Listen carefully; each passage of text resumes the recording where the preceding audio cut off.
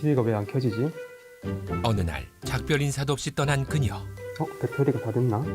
그녀를 살리기 위해 찾아 나선 그것의 정체는 여기 있구나. 전자제품에 생명을 불어넣어준다는 건전지. 건전지 어떻게 만들어지는지 아는 사람 없지요? 그래서 준비했습니다. 발물질, 집 전체, 듣기만 해도 생소한 용어들. 하지만 생소하고 복잡해서 더 신기한 건전지 생산 현장. 작지만 강한 에너지를 가진 건전지를 소개합니다.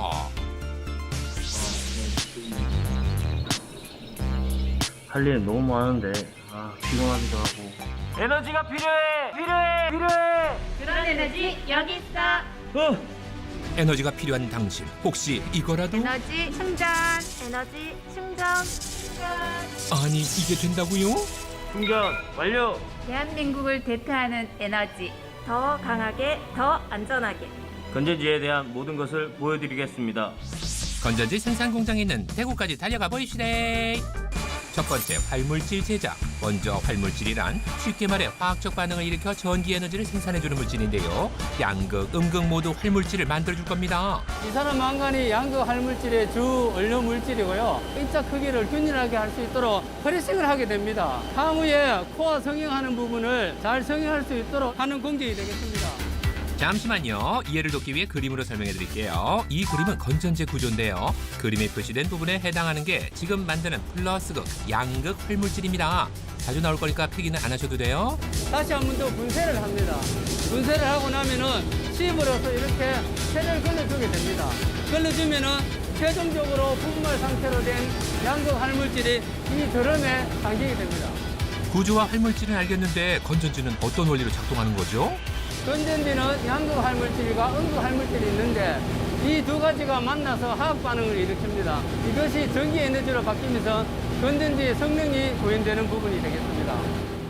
표시된 그림 부분에 들어갈 것이 이제 마이너스극, 음극 활물질인데요. 양극 활물질과 반응해 전기 에너지를 생성해줄 음극 활물질도 만들어 봅니다. 오라, 양극과 다를 거 없어 보이는데 이거 뭐 하는 공정이죠? 음극 활물질 주 원료인 아연 분말을 코팅을 하는 이유가 이게 음극 활물질로 제조되었을 때 사이즈 단위 면적을 넓히고 뾰족한 부분을 매끄럽게 함으로써 음극과 양극이 만나는 분리막을 찔러서 천공이 되면 쇼트가 되기 때문에 그 예방을 해주기 위해서 여기서 코팅을 해서 매끄럽게 해주는 부분이 되겠습니다. 같은 분말 형태지만 음극은 아연이 주 원료가 된다고요. 부드럽게 만든 이 아연은 가공을 한 번 더 거쳐주는데요. 그런데 이게 뭐야? 가만히 있어봐. 말을 건자를 쓰는 건전지인데 이게 웬 액체인가요? 전기 활성화를 높여주는 액상 전해액을 넣어서 젤리 상태로 만들어야지 나중에 들어갔을 때 수분 상태로 가면은 분말이 가라앉기 때문에 젤리 상태로 만들어서 표면적을 늘려주고 전지 활성화를 높여주기 위해서 젤리 상태로 만들어서 충진을 하게 되겠습니다. 액상과 젤 형태일 때 어떤 차이가 있는가 봤더니 액상 형태는 바닥으로 가라앉는 반면 젤 형태는 여기저기 골고루 잘 퍼져 있죠. 자, 이번에는 아래쪽을 주목해 주세요. 폭발을 방지할 안전장치를 제작합니다. 안전장치인 만큼 공장에서 직접 제작을 하는데요. 어떻게 만들어지나 보니 모두 동일한 모양과 작은 크기로 오차 없이 찍어내줍니다. 그런데 이건 어디에 끼우는 건가요? 음극 단자의 봉구 가스게이트라는 제품을 만드는 겁니다. 음극 단자 쪽에. 이 부품은 크기는 작지만 폭발 방지와 전지 내부를 보호하는 역할을 톡톡히 해준다네요. 한 호기당 24시간 기준으로 한 15만 개, 6대나 90만 개 정도 양산하고 있습니다. 이제 이 안전장치에 음극 단자를 조립해 줄 건데요. 그림 속 표시된 부분에 해당하는 부품이 음극 단자입니다. 이어지는 조립 공정, 수많은 부품을 담은 기계들이 쉴 수 없이 돌아가는데요. 입증체라고 음극 단자입니다. 전류를 전달하는 음극 단자와 폭발 방지를 위한 안전장치는 건전지 성능과 안전에 큰 영향을 미치기 때문에 하나하나 불량품을 걸러내고 선별된 부품들만 사용해야 합니다. 안전장치 위로 음극 단자를 한 번 끼워놓고 한 번 더 꾹 눌러 확실하게 마무리. 그림으로 볼 땐 알듯 말듯 하더니 완성된 모양을 보니 왠지 익숙하죠? 네네, 제품에 끼울 때 스프링과 맞닿는 바로 그 부분입니다. 두 부품이 하나가 되면 이제 제 기능을 발휘할 수 있도록 전지 용기에 넣어줘야 합니다. 하지만 그 전에 거쳐가야 할 작업이 남아있다는데요. 각각의 활물질과 음극단자를 이 용기 안에 넣어줘야 비로소 건전지가 되는 겁니다. 용기에 활물질을 넣기 전에 코팅을 먼저 해줘야 한다는군요. 세척된 그 캔 내부에 카본을 도포해주는 그런 공정입니다. 전지의 전도성을 높여주기 위해서 그렇게 코팅을 하고 있습니다. 다시 한번 양극 활물질 등장합니다. 용기에 넣을 수 있도록 연탄 찍듯이 모양을 잡아주는데요. 분명 마지막으로 본 양극 활물질은 가루 형태였는데 지금은 원통형의 모양입니다. 코어가 생성되면 이렇게 여는 모양으로 나옵니다. 그런데 왜 하필 원통형일까요? 그 이유는 원형이 다른 형태보다 접촉되는 면이 넓기 때문인데요. 접촉면이 넓을수록 전지의 효율이 높아진다고 합니다. 건전지가 원형인 이유도 이와 비슷하겠지요. 자자, 이제 양극 활물질을 용기에 넣어줘야겠죠. 이렇게 세 개가 들어갑니다. 원통형의 양극 활물질은 어지럽게 돌아가는 기계와 환상의 호흡 자랑하며 전지 용기 안으로 쏙 들어갑니다. 다음 공정, 분리막 삽입. 어우, 휴지 아닙니다. 아주 중요한 역할을 하는 분리막이에요.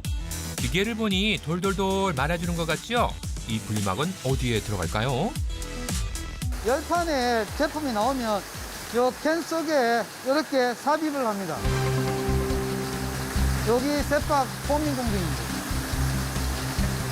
이해를 돕기 위한 그림 다시 등장. 양극과 음극 활물질 사이에 동그랗게 말아서 넣어줍니다. 이게 만나게 되면 쇼트도 날 수도 있고 성능에 저하가 되기 때문에 이거 만나서는 안 됩니다. 아니, 양극, 음극, 부동석도 아니고 한 공간에 있지만 절대 만날 수가 없다고요? 아유, 안전을 위해서라면 어쩔 수 없겠죠. 음극 활물질을 주입하는 공정입니다. 전지의 성능은 내부의 양극, 음극 활물질의 양이 많을수록 높아지지만 아무리 높아도 배합 비율이 맞지 않으면 성능을 제대로 구현할 수 없기 때문에 오차 없이 주입하는 것이 아주 중요하다고 합니다. 음극 단자까지 조립해주면 건전지는 일단 완성입니다. 일단 여기서 끝이 아니라는 거죠. 위에서 아무리 좋은 제품을 만든들 여기서 안 되면 다 무용지물 되겠습니다. 1.5V 이하가 되었을 때는 리젝션되는 공정이 되겠습니다. 쉽게 말해서 양품과 분량을 마지막으로 걸러내는 공정이 되겠습니다. 1.5V 이하의 제품은 가차없이 열회, 에너지를 공급해야 할 전지니까 더욱 까다로운 검사는 필수겠죠. 엄선된 건전지는 숙성을 위해 이동하는데요. 다들 틀어는 보셨나? 건전지도 숙성한다는 사실. 숙성은 45도의 숙성실에서 4일, 상온에서 3일, 총 7일간 이루어집니다. 그렇다면 숙성은 어떻게 하는 거죠? 여기가 이제 상온 숙성을 하는 룸이 되겠습니다. 저희들이 하루 40만 셀을 생산하기 때문에 한 500만 개 됩니다. 숙성을 통해서 모든 건전지를 안정화시키는 부분이 되겠습니다. 마지막 포장과 외관 검사, 진짜 마지막 공정입니다. 건전지에 옷을 입혀줄 건데요. 잘 말아줘, 꾹 눌러줘. 이렇게 동글동글 돌아가고 말리면서 라벨이 씌워집니다. 그리고는 하나하나 꼼꼼히 외관 검사도 해주는데요. 손으로 이리저리 굴려도 보고 거울까지 동원해 꼼꼼히 살펴봅니다. 그러니까 한 곳에만 물량 나오는 게 아니라서 위에도 보고 밑에도 보고 여기 중간에도 보고 이런 거를 잡아내는 거 비교를 했을 때 차이가 좀 나잖아요. 이런 게 분량이에요. 나이스 캐치, 불량 제로, 건전지 완성이요. 자, 건전지가 완성이 되었습니다. 아주 힘이 좋고 안전합니다. 소비자들의 안전을 최우선적으로 생각하는 K 건전지가 되도록 노력하겠습니다. 전자제품에도 생명을 불어넣어주고 작지만 강력한 에너지를 자랑하는 건전지. 명품 건전지의 진화는 앞으로도 계속됩니다. 쭉쭉쭉쭉쭉.